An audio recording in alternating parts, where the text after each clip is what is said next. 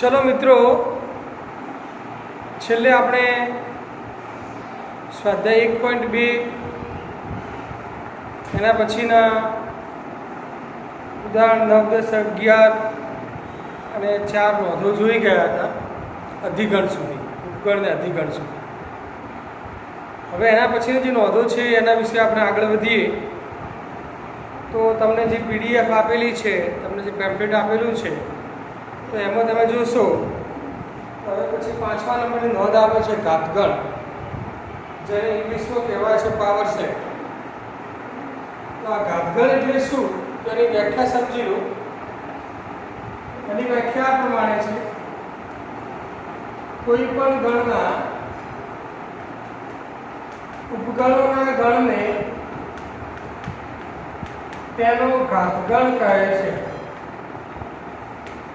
કોઈ પણ ગણના ઉપગણોના ગણને તેનો ઘાતગણ કહે છે, અથવા તો એની વ્યાખ્યા આ પ્રમાણે પણ આપી શકાય: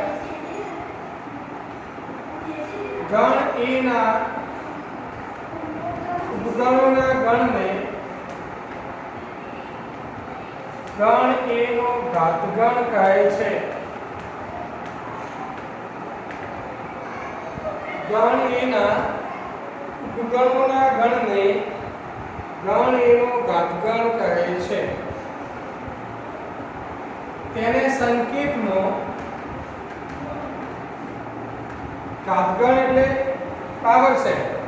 પાવર સેટનો પહેલો અક્ષર છે p. ગણ એ નો ઘાતગણ એટલે કે power set of a. Power set of a ને સંકેતમાં p કૌંસમાં a વડે દર્શાવાય છે. ગણ એના ઘાતગણને સંકેતમાં pa વડે દર્શાવાય છે. દાખલા તરીકે ગણ એ જ ઇક્વલ ટુ આપણે લઈએ, બે ઘટકો લઈએ, -1 +1. ચલો હવે a ના ઉપગણો લખીએ તો a ના ઉપગણો કયા? પહેલો ઉપગણ તો ખાલી ગણ, જે દરેક ગણનો ઉપગણ હોય એટલે ગણ એનો પણ ઉપગણ થશે જ. પછી ખાલી ગણ એટલે એક પણ ઘટક ન હોય તેવું આ ગણ એટલે ખાલી ગણ, મતલબ આ પહેલો ઉપગણ. ચાલો એક પણ ઘટક ન હોય તેવું પહેલો ઉપગણ. પછી હવે એક ઘટકો વાળા ઉપગણ જોઈએ. છગડીયા કૌંસમાં -1, છગડીયા કૌંસમાં +1. આ એક ઘટક વાળા ઉપગણો. એક પણ ઘટક ન હોય તેવો ઉપગણ, એક ઘટક હોય તેવા ઉપગણ. હવે બે ઘટક હોય તેવા ઉપગણ. બે ઘટક હોય તેવા ઉપગણ એટલે આ ગણ એ પોતે, ગણ એ પોતે એમાં બે ઘટકો છે, એટલે બે ઘટકો હોય તેવા ઉપગણ. આ બધા એના ઉપગણો આવી ગયા. તો પછી એનો ઘાતગણ કોને કહેવાય?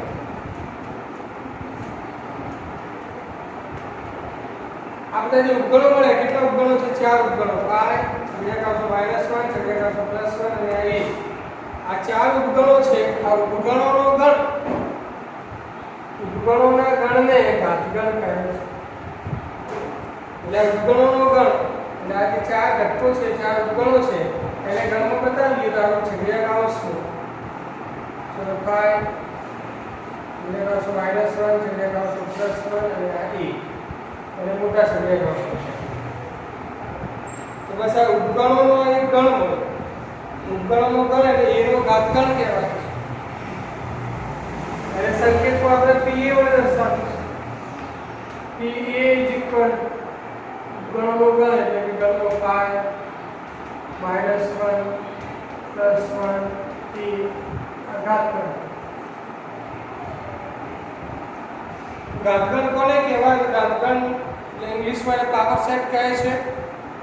એની વ્યાખ્યા પ્રમાણે છે કે કોઈ પણ ગણના ઉપગણોના ગણને તેનો ઘાતગણ કહે છે. ગણ એના ઉપગણોના ગણ એને ગણ એનો ઘાતગણ કહે છે. તેને સંકેતમાં પાવર સેટ ઓફ a એટલે pa વડે દર્શાવાય છે. દાખલા તરીકે a = છગડીયા કૌંસમાં -1 +1.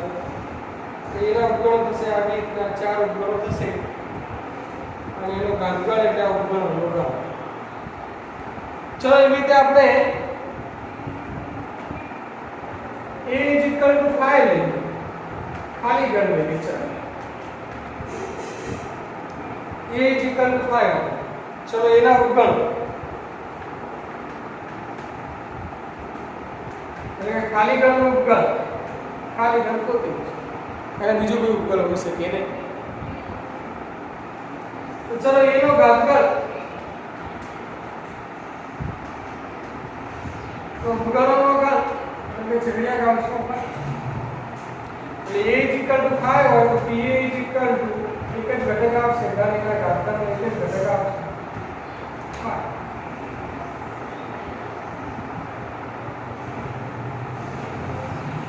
એટલે કે આપણે આને આ રીતે સમજી શકીએ,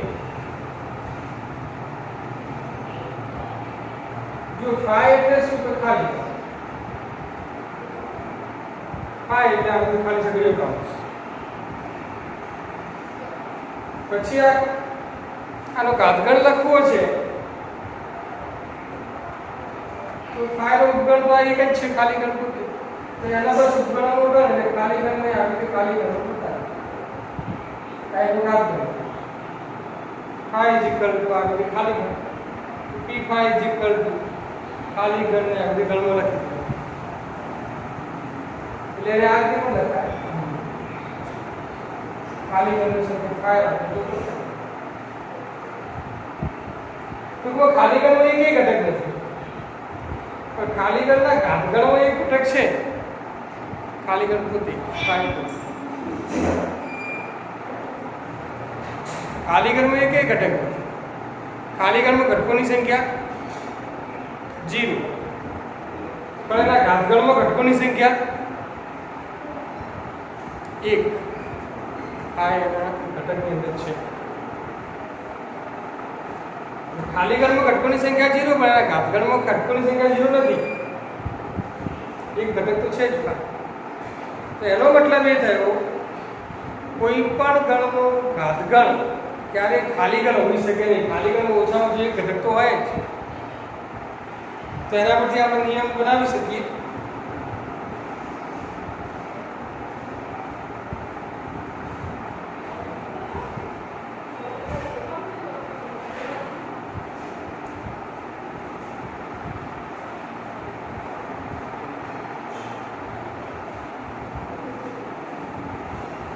ખાલી ગણ ક્યારે અને ઘાતગણ ક્યારે ખાલી ગણ હોઈ શકે નહીં,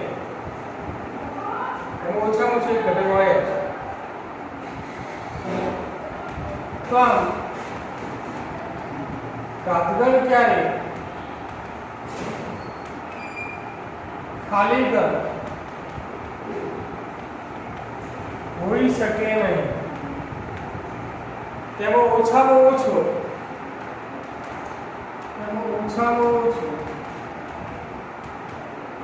એક ઘટક તો હોય જ. એક ઘટક તો હોય જ. ઘાતગણ ક્યારે ખાલી ગણ હોઈ શકે નહીં.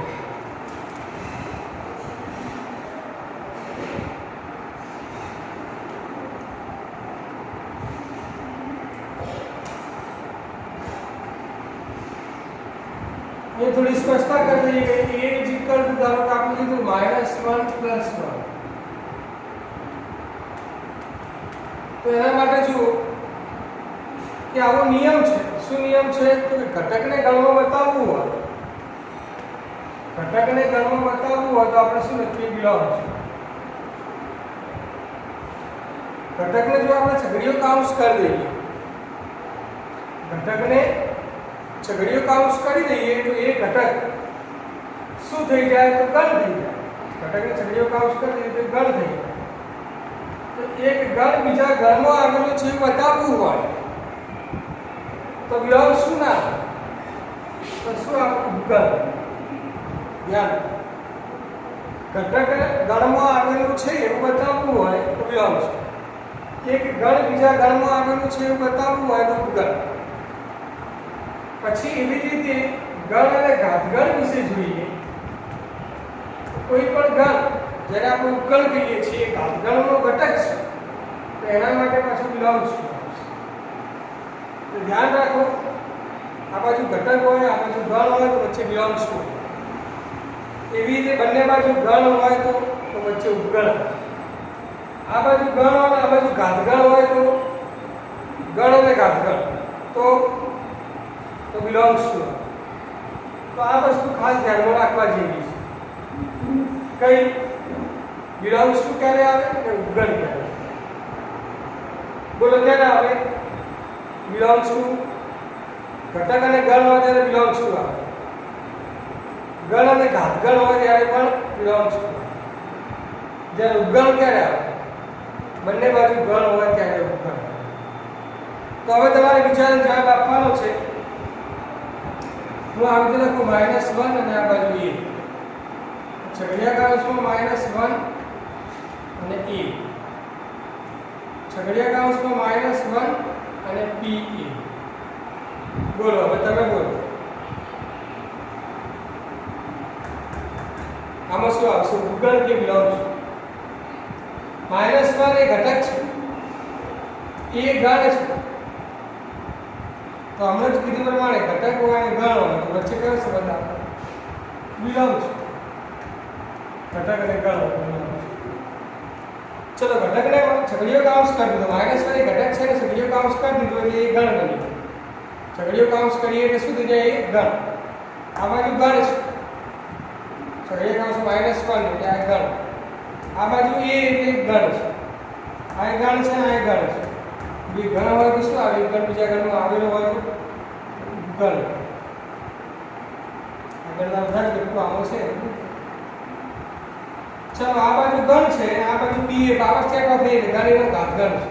આ બાજુ ગણ છે ને આ બાજુ ઘાતગણ છે. ગણ અને ઘાતગણ હોય તો શું આવે? તો બિલોંગ્સ ટુ. તો આ વસ્તુ ધ્યાનમાં રાખો કે -1 બિલોંગ્સ ટુ a. તો છગડીયા કૌંસમાં -1 ઉપગણ a. છગડીયા કૌંસમાં -1 બિલોંગ્સ ટુ pa. કેવી રીતે આ નિયમ છે? ઘટકને ગણમાં બતાવવું હોય તો બિલોંગ્સ ટુ. એક ગણ બીજા ગણમાં આવેલો છે બતાવવું હોય તો ગણ. અને ગણને આપણે ઘાતગણમાં બતાવવું હોય તો બિલોંગ્સ ટુ.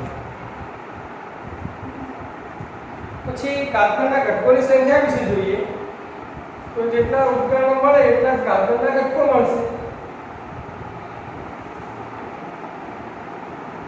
ગણ એમાં ઘટકોની સંખ્યા n.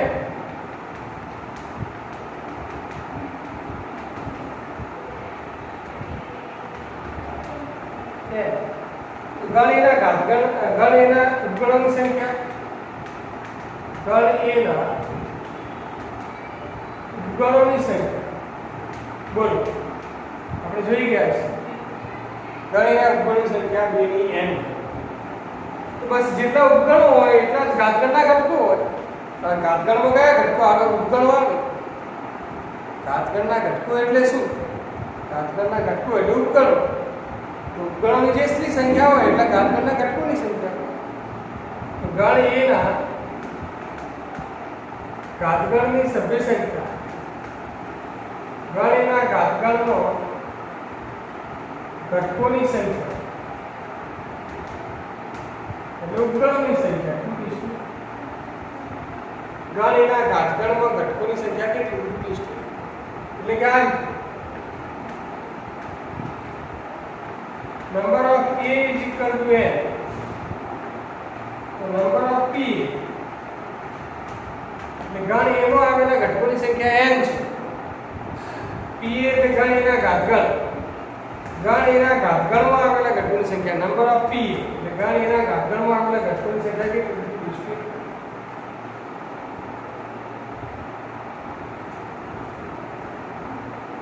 એ આપણે એના ઉપગણોની સંખ્યા લખી દઈએ. એના ઉપગણોની સંખ્યા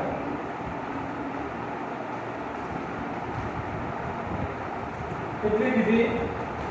2 ની n. તો એના ઉચિત અને અનુચિત ઉપગણોની સંખ્યા વિશે પણ જોઈ લો. એના ઉચિત ઉપગણોની સંખ્યા કેટલી અને એના અનુચિત ઉપગણોની સંખ્યા કેટલી?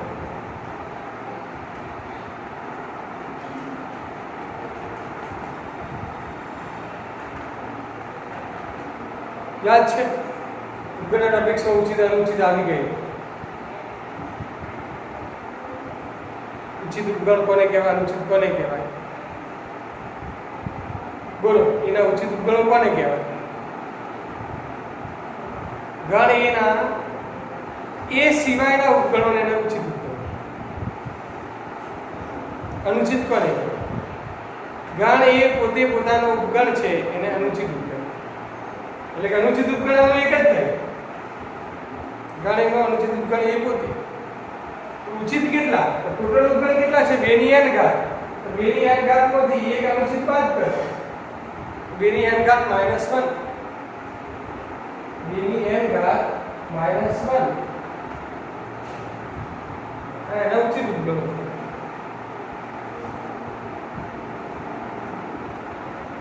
તો જે ગણ પછી આવે છે છઠ્ઠા નંબરની નોંધ, સાર્વત્રિક ગણ.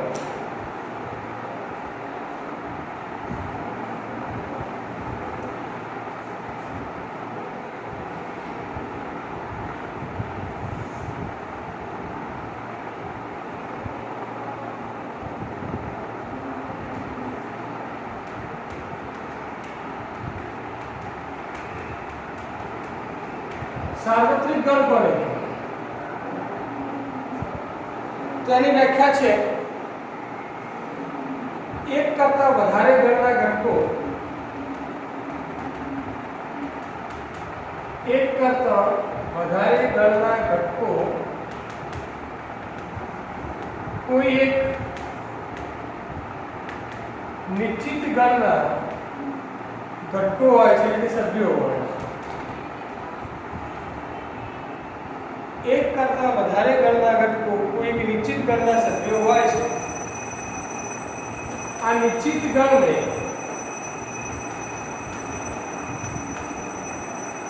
આપેલા ગણોનો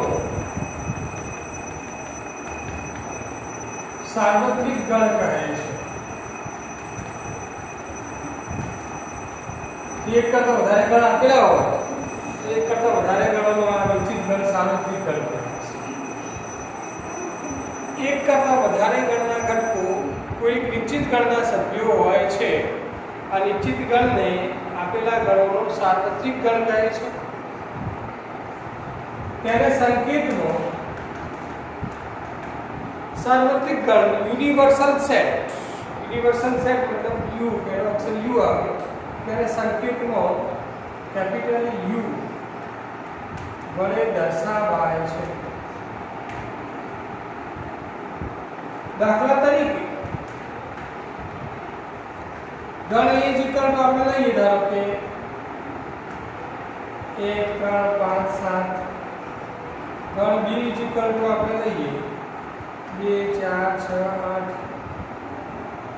તો ગણ એ અને બી ના ઘટકો કોઈ એક નિશ્ચિત ગણના સભ્યો હોય છે. આપણે નિશ્ચિત ગણ તરીકે ધારો કે આ રીતનું લઈ લઈએ યુ ઇઝ ઇક્વલ ટુ 1 2 3 4 5 6 7 8 9 અને 10. તમે જુઓ ગણ એ ના જે ઘટકો છે 1 3 5 7 એ યુ ના સભ્યો છે. 1 3 5 7 યુ નો છે. ગણ એના ઘટકો યુ ના સભ્યો છે. ગણ બી ના ઘટકો જો 2 4 6 8 એ પણ યુ ના સભ્યો છે.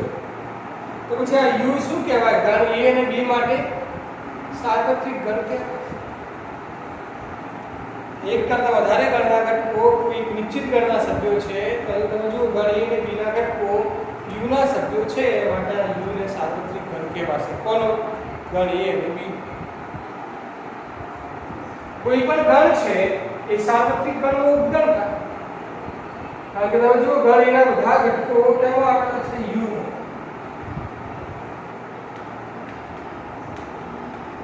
સ્પષ્ટ છે કે ગણ એના બધા ઘટકો કેવો છે? યુ નો. એ ઉપગણ યુ. એવી રીતે ગણ બી ના બધા ઘટકો કેવો છે? તો એ પણ યુ નો છે. તો બી ઉપગણ પણ યુ. એ ઉપગણ યુ, બી ઉપગણ યુ. એટલે એનો નિયમ છે કે કોઈ પણ ગણ હોય, એ હોય, બી હોય, સી હોય, ડી હોય, ગમે તે ગણ હોય, એ સાર્વત્રિક ગણનો હંમેશા કેવો હોય? ગણ જ હોય. સાર્વત્રિક ગણ એટલે મોટામાં મોટું, બાકીના ગણો એનાથી નાના. એટલે જે નાના ગણો છે એ ઉપગણ, અને સાર્વત્રિક ગણ એ મોટો ગણ. એટલે કે એ ઉપગણ યુ કહેવાય, બી ઉપગણ યુ કહેવાય. આ ઉપગણ કાઢી નાખવું હોય એની જગ્યાએ બિલોંગ્સ ટુ કરવું હોય તો આ એક ગણ છે ને આ એક ગણ છે, આ ગણ એ છે ને આ સાર્વત્રિક ગણ યુ છે, આ એક ગણ છે આ એક ગણ છે, બે ગણોની વચ્ચે હંમેશા ઉપગણ પણ આ ગણ એ એમને એમ રાખો મારે એ બિલોંગ્સ ટુ કરવું હોય તો કેવી રીતે કરશું?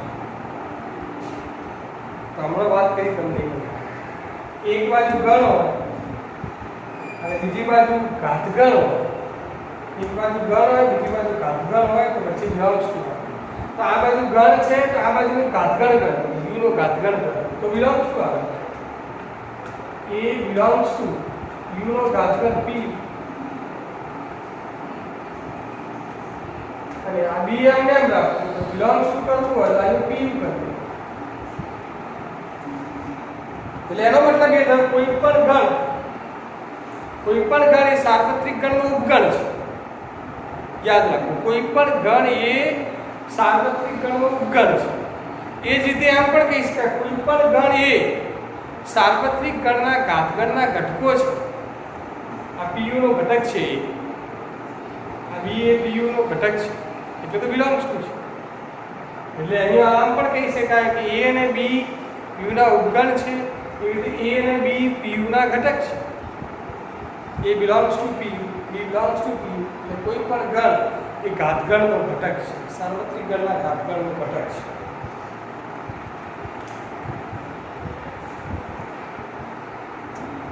એના પછી સાતમા નોંધ આવે છે અંતરાલ.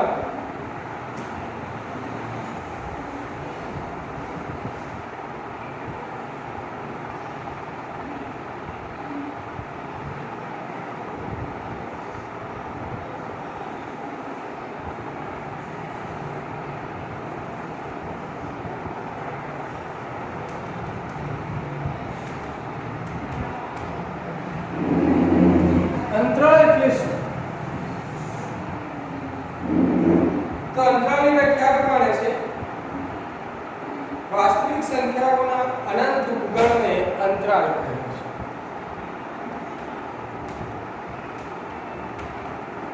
વાસ્તવિક સંખ્યાઓના અનંત ઉપગણને અંતરાલ કહે છે. તેના ચાર પ્રકાર છે.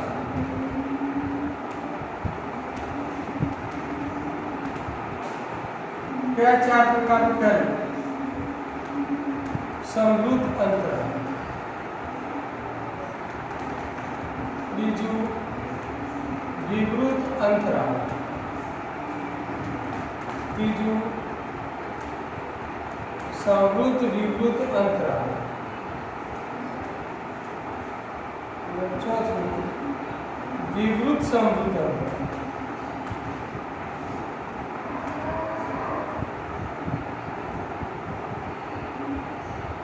तो हम पहले जो समृद्ध अंतराल શું છે? સમૃદ્ધ અંતરાલ જોયું આપણને આપણે વાત કરી કે આપણે કે સમૃદ્ધ અંતરાલ કોને સમૃદ્ધ મૂળ કોઈ પણ અંતરાલ એટલે વાસ્તવિક સંખ્યાઓનો અનંત ઉપગણ. વાસ્તવિક સંખ્યાઓનો અનંત ઉપગણ અંતરાલ તો આ સમૃદ્ધ અંતરાલ પણ એક વાસ્તવિક સંખ્યાનો જ ઉપગણ હશે. અને કેવી રીતે વ્યાખ્યાયિત કરીશું? આ રીતે વાસ્તવિક સંખ્યાઓના ગણ આ રીતે x સબ્જેક્ટ સક્રિય કૌંસમાં x subject a less than equal to x less than equal to b ને સમૃદ્ધ અંતરાલ કહે છે.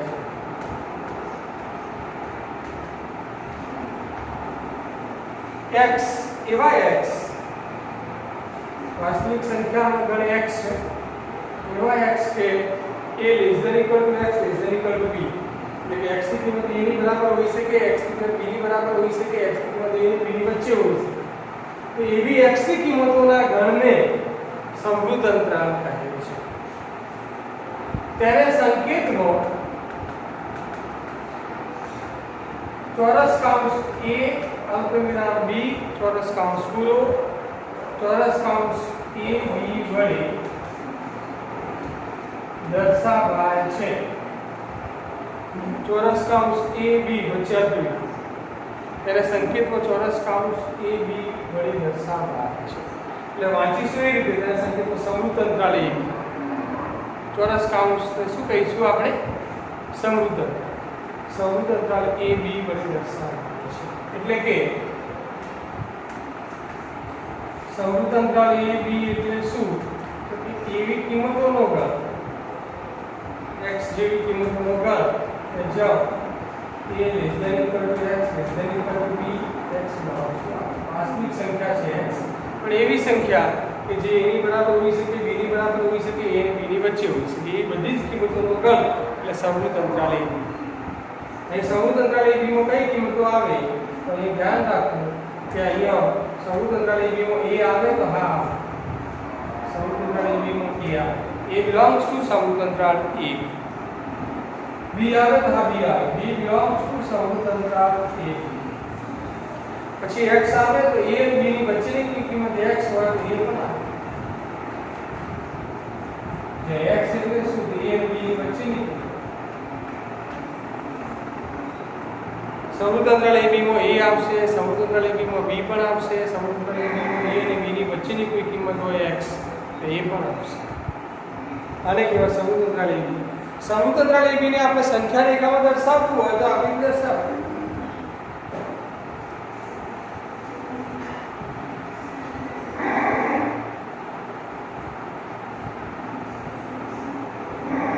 સંખ્યા રેખાને જોઈએ તો જો આ a છે, આ b છે, આ અંતરાલની અંદર a આવે છે એટલે a આગળ ઘાટું ટપકું, b આવે એટલે b આગળ ઘાટું ટપકું, a અને b ની વચ્ચેની કિંમતો આવે એટલે a પણ ઘાટી લાઈન કરે. એટલે સમૃદ્ધ અંતરાલ a b આવે તો દર્શાવ a b અને a અને b ની વચ્ચેનો આ સમૃદ્ધ અંતરાલ a b ની સંખ્યા. દાખલા તરીકે સમૃદ્ધ અંતરાલ -1 + 1 માટે જોઈએ તો આની અંદર -1 આવે તો હા આવે, -1 belongs to -1 +1 આવે તો હા આવે, -1 અને +1 ની વચ્ચેની સંખ્યા 0 છે તો આવે તો હા 0 પણ આવે. ચલો 0.1 હોય તો a પણ આવે. ચલો -0.1 હોય તો a પણ આવે. चलो 1.1 હોય તો 1.1 હોય તો ના આવે, યાદ રાખો. -1 અને +1 ની વચ્ચે હોય અથવા -1 અને +1 હોય તો એ -1 અને +1 આવે તો એ વચ્ચેની કિંમત હોય. પછી 1.1 હોય તો ના આવે કારણ કે 1 થી વધી ગયો. -1.1 હોય તો -1.1 તો એ પણ ના આવે કારણ કે એ ઘટી ગયો. -1.1 -1 થી નાની થઈ ગઈ તો ના. +1.1 1 થી મોટી થઈ ગઈ આ બધી તો આવે કઈ ના આવે એ ખ્યાલ આવી ગયો. આ સમૃદ્ધ અંતરાલ કહેવાય છે. હવે તો નવા નંબરનો હતો તો વિવૃત અંતરાલ. આની અંદર જ 8મા નંબર પર 9મા નંબર પર છે સમૃદ્ધ અંતરાલ. પછી હવે આવે છે વિવૃત અંતરાલ. તો વિવૃત અંતરાલની વ્યાખ્યા તમે શું લખશો? તો વાસ્તવિક સંખ્યાઓના ગણ. આનો આ પણ થોડો ફેરફાર. વિવૃત અંતરાલમાં લેસ ધેન ઇક્વલ ટુ માં ઇક્વલ ટુ ના આવે, ખાલી લેસ ધેન જ આવે. વાસ્તવિક સંખ્યાઓના ગણ છગડીયા કૌંસમાં x then a less than x less than b ને વિવૃત અંતરાલ કહે છે. એને સંકેતમાં જો ચોરસ કૌંસ એ બી આપણે લખ્યું હતું સમૃદ્ધ અંતરાલમાં, એવી રીતે વિવૃત અંતરાલમાં ગોળ કૌંસમાં એ બી આવે તો ગોળ કૌંસ. તેને સંકેતમાં ગોળ કૌંસમાં એ બી વડે દર્શાવાય છે. એટલે કે વિવૃત અંતરાલ એ બી નો મતલબ શું? ગોળ કૌંસ એ બી અને વંચાય વિવૃત અંતરાલ એ બી. વિવૃત અંતરાલ એ બી છગડીયા કૌંસમાં x then a less than x equal to નહીં, a less than x less than b x belongs to. આમાંથી equal to નહીં જોઈ જશે, ખાલી less than એકલા રહેશે. ચલો આમાં કયા ઘટકો આવશે? તો આમાં a અને b ની વચ્ચેની જે કિંમતો હશે એ જ આવશે. છેડાની જે કિંમતો છે a અને b એ આ અંતરાલમાં નહીં આવે, કારણ કે ઇક્વલ ટુ નીકળી ગયા. એટલે કે અહીંયા વિવૃત અંતરાલ a b માં કઈ કિંમતો આવશે? તો જો કઈ આવે છે કઈ નથી આવતી એ સમજી લો. વિવૃત અંતરાલ a b માં a આવશે તો ના, નોટ બિલોંગ્સ ટુ a. વિવૃત અંતરાલ a b માં b આવશે તો ના, નોટ બિલોંગ્સ ટુ b. વિવૃત અંતરાલ a b માં a અને b ની વચ્ચેની કિંમત x છે આવશે તો હા a આવશે. એટલે વિવૃત અંતરાલ a b માં a ના આવે, વિવૃત અંતરાલ a b માં b ના આવે, વિવૃત અંતરાલ a b માં a અને b ની વચ્ચેની કિંમતો જ આવે. એટલે આ ધ્યાન રાખો. એની સંખ્યા રેખા આપણે જોવી હોય તો વિવૃત અંતરાલ a b ની અંદર a ના આવે એટલે a આગળ ખાલી ટપકું કરવાનું, b ના આવે એટલે b આગળ ખાલી ટપકું, a અને b નો વચ્ચેનો ભાગ આવે એટલે એ કાઢો, a અને b નો વચ્ચેનો ભાગ છે કાઢો રાખવાનો, a અને b વાળો ભાગ ખાલી રાખવાનો. જેમ કે વિવૃત અંતરાલ -1 +1 માટે જોઈએ તો ચલો વિવૃત અંતરાલ -1 +1 ની અંદર -1 આવશે તો ના, નોટ બિલોંગ્સ. વિવૃત અંતરાલ -1 +1 ની અંદર શું +1 આવશે તો ના, છેડાની કિંમતો ના. 0 આવશે તો હા 0 આવશે, 0.1 આવશે તો હા એ આવશે, -0.1 આવશે તો હા એ આવશે. તો છેડાની કિંમતો -1 અને +1 નથી આવતી તો પછી એનાથી મોટી એનાથી નાની કિંમતો આવશે તો ના, એ તો આવવાની નથી. 1.1 -1.1 इस पर हम આવશે તો ના નહીં.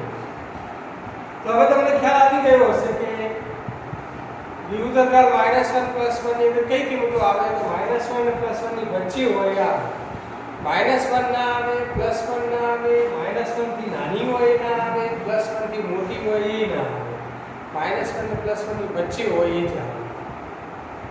તો આ થયું વિવૃત અંતરાલ. હવે એના પછી 10મા નંબરની નોંધ છે સમૃદ્ધ વિવૃત અંતરાલ. 10મા નંબરમાં સમૃદ્ધ વિવૃત આપણે મિક્સ આપેલા છે. સમૃદ્ધ વિવૃત અંતરાલ. તો બોલો આની વ્યાખ્યા. હવે તમને ખ્યાલ આવી ગયો હશે કે સમૃદ્ધ અંતરાલ હોય એના આગળ ઇક્વલ ટુ આવે છે. લેસ ધેન ઇક્વલ ટુ હોય તો સમૃદ્ધ અંતરાલ, ખાલી એકલું લેસ ધેન હોય તો વિવૃત અંતરાલ. તો જોવાની વ્યાખ્યા આ રીતે આપી શકાય. વાસ્તવિક સંખ્યાઓના ગણ છગડીયા કૌંસમાં x ધેન. હવે એ આગળ પહેલો સમૃદ્ધ કીધું છે એટલે એ આગળ સમૃદ્ધ અંતરાલ એટલે ઇક્વલ ટુ, અને b આગળ વિવૃત અંતરાલ એટલે ખાલી less than. x then a less than equal to x less than b ને સમૃદ્ધ વિવૃત અંતરાલ કહે છે. સમૃદ્ધ વિવૃત અંતરાલ કહે છે.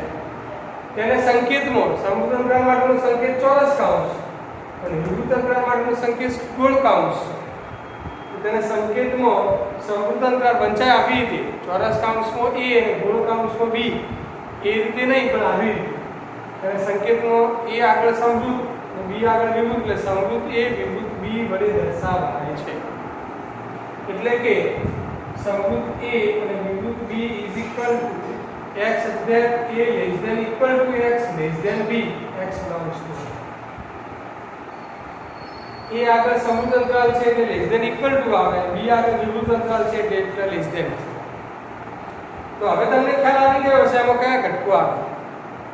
જે સમૃદ્ધ અંતરાલ વાળો જે હોય છે એ ઘટક તો અંતરાલમાં આવશે.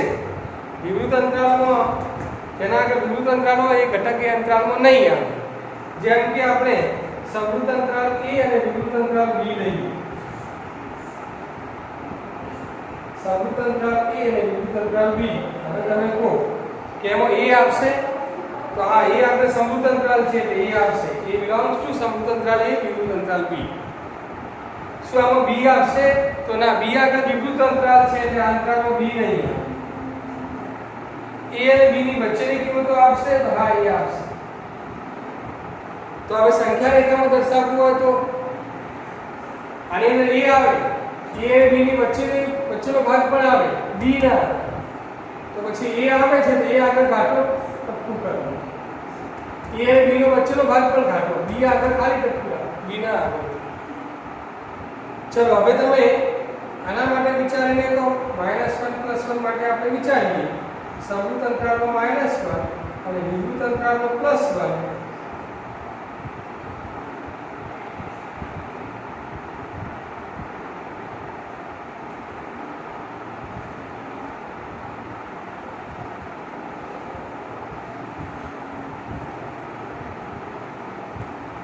બોલો,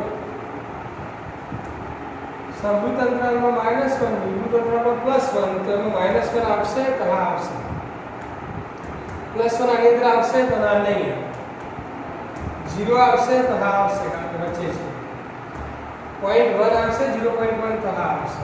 અને વચ્ચેના ભાગમાં એ આવે, આ પણ વચ્ચેના ભાગમાં છે એટલે આવે.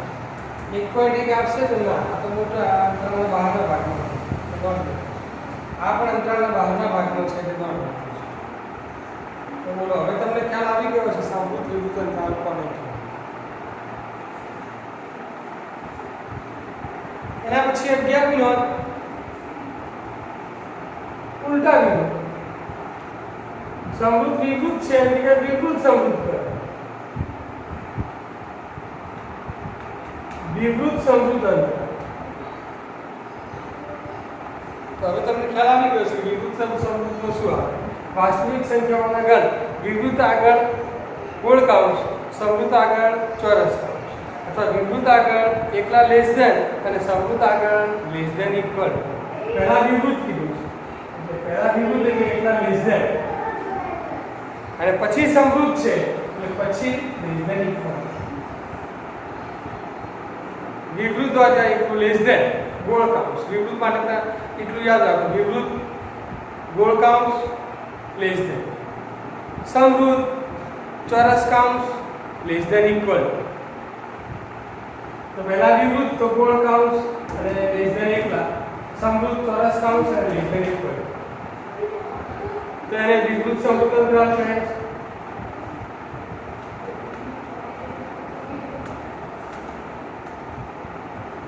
તેને સંકેતમાં એ આગળ વિવૃત અંતરાલ એટલે ગોળ કૌંસ, બી આગળ સમૃદ્ધ અંતરાલ એટલે ચોરસ કૌંસ પર દર્શાવાય છે. એટલે કે વિવૃત એ સમૃદ્ધ b = એ આગળ વિવૃત છે એટલે લેસ ધેન, ખાલી લેસ ધેન, અને b આગળ સમૃદ્ધ છે એટલે less than equal two.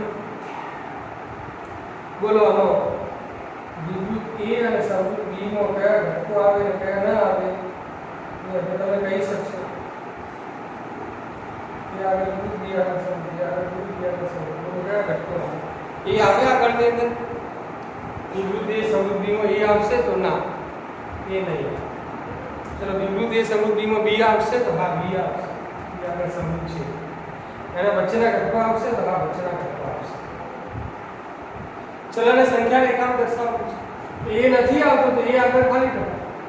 a અને b નો વચ્ચેનો ભાગ આવે અને b પણ આવે તો b આગળ ખાલી કરો. આ વિવૃત અંતરાલ છે કે ના આવે, આ સમૃદ્ધ અંતરાલ છે. વિવૃત અંતરાલ -1, સમૃદ્ધ અંતરાલ +1 માટે આવે.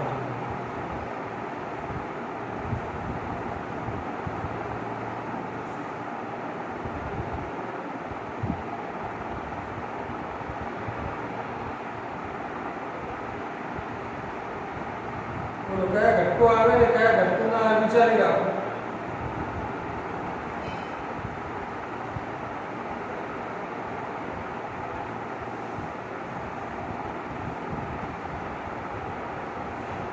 બોલો, આમાં -1 આગળ વિવૃત અંતરાલ છે, +1 આગળ સમૃદ્ધ અંતરાલ છે.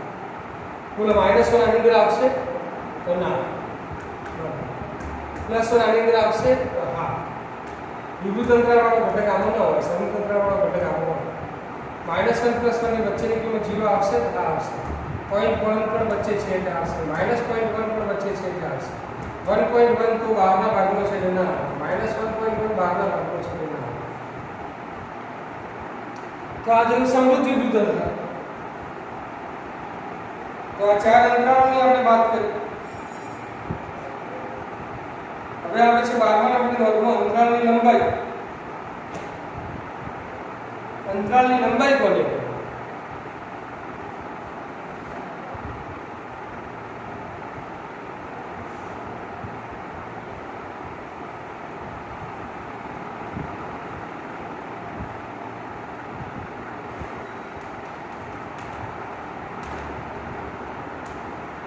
અંતરાલની લંબાઈ. જો આ સંખ્યા છે, સંખ્યા b - a ને કોઈ પણ અંતરાલ, ચાહે સમૃદ્ધ અંતરાલ ab હોય, વિવૃત અંતરાલ ab હોય, સમૃદ્ધ a વિવૃત b કે વિવૃત a સમૃદ્ધ b, કોઈ પણ અંતરાલની લંબાઈ કહે છે.